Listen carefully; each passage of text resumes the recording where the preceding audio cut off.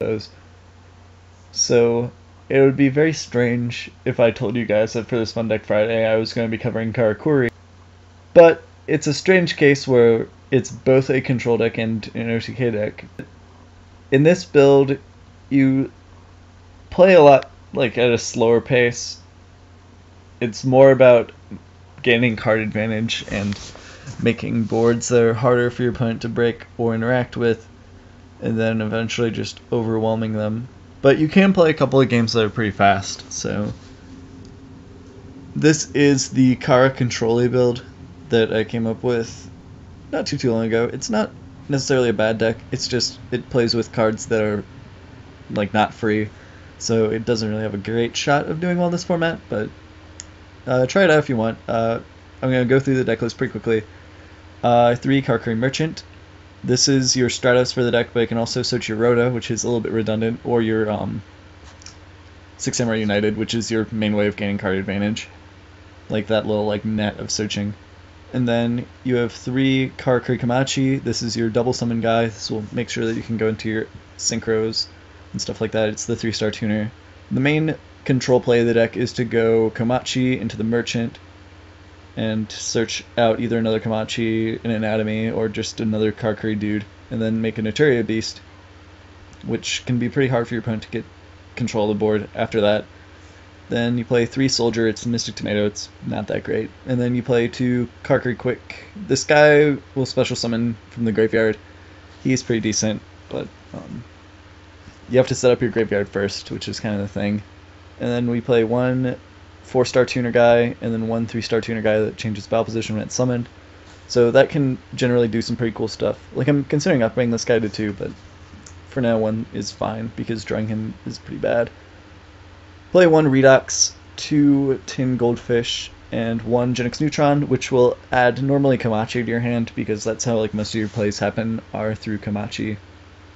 And then 3 Anatomy. This is kind of like the 6 Samurai United, but it's whenever your Karacontroli monsters change battle positions, but that's kind of like what they're all about in Karacontroli, so yeah.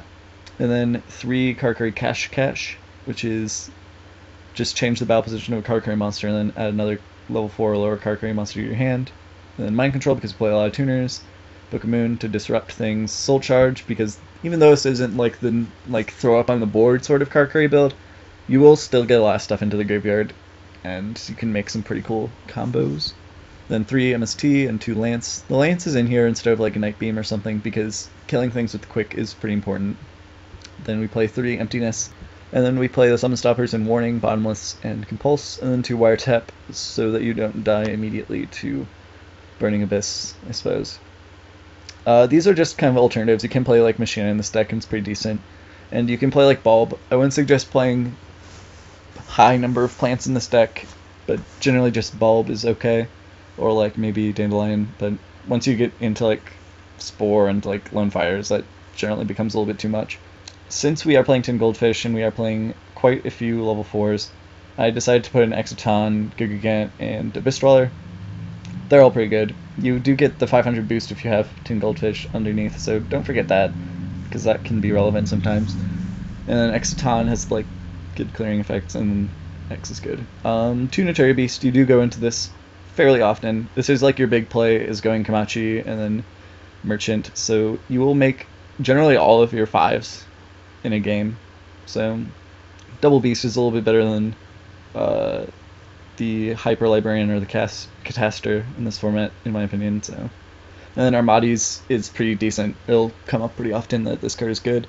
Slyhemoth is just kind of here. You rarely kind of make this card, but you will have merchants that sit on the field sometimes, and then you'll just be like some side sand make thing. Black Rose is good, clearing the field, pretty good against Cliffort.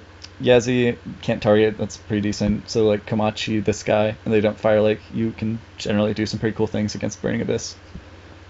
2 Bure, this guy's really cool. Pluses 1 when it's summoned, so that's awesome. And it changes battle positions, which works well with the Anatomy.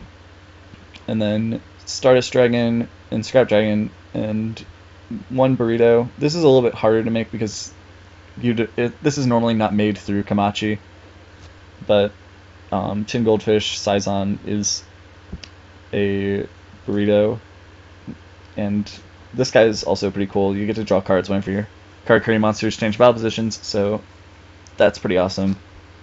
And then we have one Leo. Leo is good. You make level 7 synchros pretty often, so like a Komachi and Bure will make it, and so will like Redox and your level 3s, so that's pretty good. You can also just like instantly make Leo if you have a level 7 play, because you would just go Bure, special summon one of these guys from your deck, and then you just immediately synchro into Leo. So that's an obvious thing, but like it's kind of cool to have those like instant access cards into like non-targeting monsters, especially considering how good Burning Abyss is. But thank you guys so much for watching. I'm sorry that this is a weird Fun Deck Friday, I guess, because this isn't like a crowd suggestion either. So if you want to suggest something for my next Fun Deck Friday, leave it in the comment section down below. And I'll see you guys as soon as possible. This is Smashing Pumpkin signing out. Peace. This is really easy to just play like Protect the Emptiness or Protect like the Soul Drain in this deck, because you make rank 4s, I mean level 4 synchros so easily.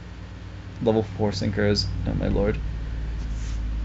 You make level 8, I can't talk, this is bad.